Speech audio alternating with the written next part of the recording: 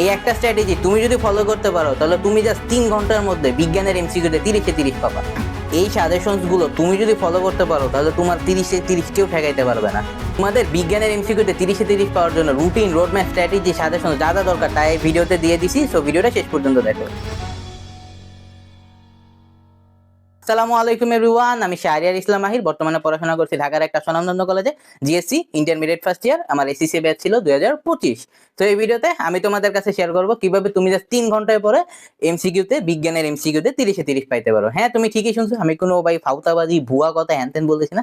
ভিডিওটা শেষ পর্যন্ত দেখো। আমি routine, strategy, suggestion, such and everything সবকিছু আমি এই ভিডিওতে দিতেছি। তোমাদের 25 পাইতে যা যা লাগে আমি সবকিছু এই ভিডিওতে বলবো। তো ভিডিওটা শেষ পর্যন্ত দেখো। তো শুরুতেই চলে আসি তোমাদের এই চ্যাপ্টার সিলেকশন নিয়ে। তোমাদের টোটাল কয়টা চ্যাপ্টার আছে? টোটাল আছে 6টা চ্যাপ্টার। 1, 2, 3, 10, সরি 1, 2, 3, 7, 10 আর 11, এই টোটাল 6টা চ্যাপ্টার আছে। এখন এমসিকিউতে 30-30 পাওয়ার জন্য তোমার সব চ্যাপ্টারই পড়া লাগবে, কোনো চ্যাপ্টার স্কিপ করার সুযোগ নাই। এখন চ্যাপ্টারগুলো কিভাবে তাড়াতাড়ি শেষ করবা সেটা আমি এই ভিডিওতে বলবো সব ক্যাটাগরি স্টুডেন্টের জন্য।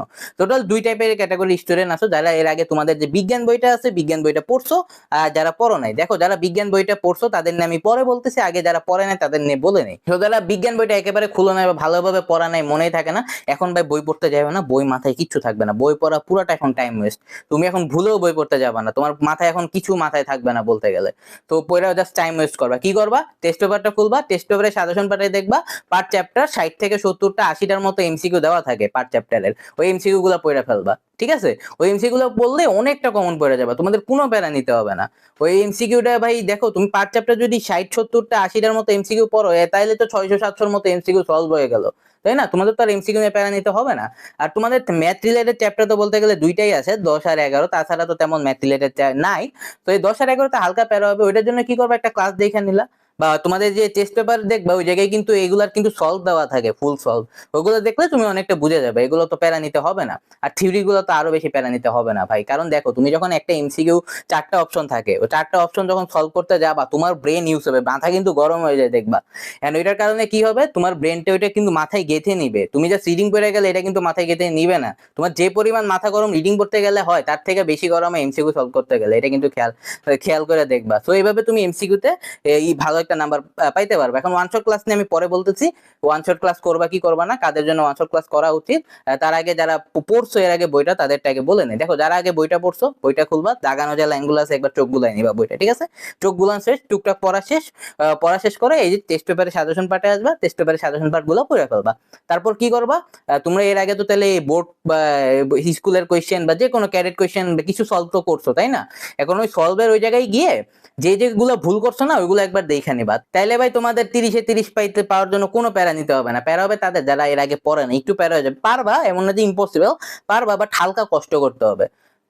ভিডিওর এই মুহূর্তে এসে আমি একটা কথা বলে নিতে চাই, সেটা হলো তোমরা 90% মানুষজন জাস্ট ভিডিওটা দেখে যাও, চ্যানেলটাকে সাবস্ক্রাইব করো না। দেখো, একটা ভিডিও বানাইতে প্রচুর কষ্ট হয়। লাইক অডিও ঠিক রাখার জন্য ফ্যান অফ করে রাখা, গরমের মধ্যে আমি তো পুরো ঘাইমা যাইতেছি, ভিডিওতে কতটুকু বোঝা যাইতেছে তা আমি বুঝতে পারতেছি না, হয়তো তেমন বোঝা যায় না। দেন লাইটিং ঠিক রাখা, ভিডিও এডিট করা, থাম্বনেল ডিজাইন করা, ইচ এন্ড এভরিথিং সব আমার নিজে করা লাগতেছে, তো কোনো টিম নাই। তো ওই জায়গাতে একটা সাবস্ক্রাইব প্রচুর মোটিভেশন দেয়।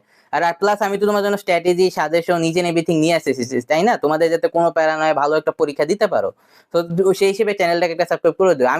তুমি আমাকে মোটিভেট করলে আমি তোমাকে মোটিভেট করবো, এরকমই তো, তাই না? তো আমি তোমাকে মোটিভেশন তো দিচ্ছি, বিভিন্ন জিনিস তো দিচ্ছি, তো ওই জায়গাতে একটা সাবস্ক্রাইব করে দিও।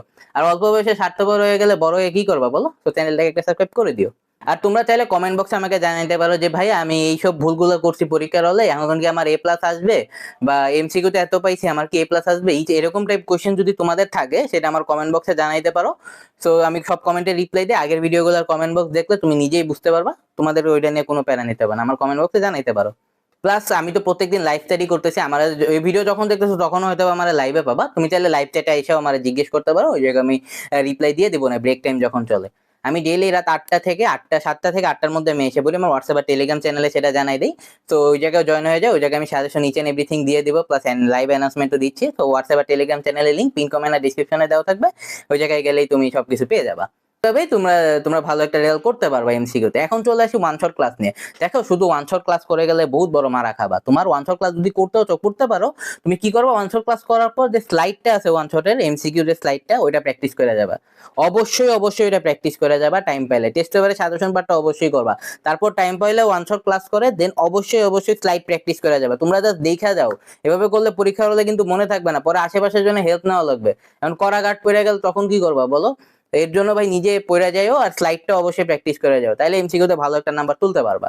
তো এই ছিল, এভাবে ভালো একটা নাম্বার তুমি ভাই বিজ্ঞানে 30-এ 30 তুলতে পারবা। তো তোমাদের কোনো প্যারা নিতে হবে না, খুব তাড়াতাড়ি শেষ হয়ে যাবে। আর পড়তে ভাই এগুলো পড়তে কতক্ষণই লাগবে, কতক্ষণই বা লাগবে ভাই, 3 ঘন্টার বেশি তো লাগার কথা না, তাই না? মনোযোগ দিয়ে পড়লে তো তোমাদের কোনো প্যারা নিতে হবে না। আর কালকে সারাদিনও আছে, তো যথেষ্ট টাইম আছে, কোনো টেনশন করবো না, ইনশাল্লাহ ভালো একটা রেজাল্ট করবা।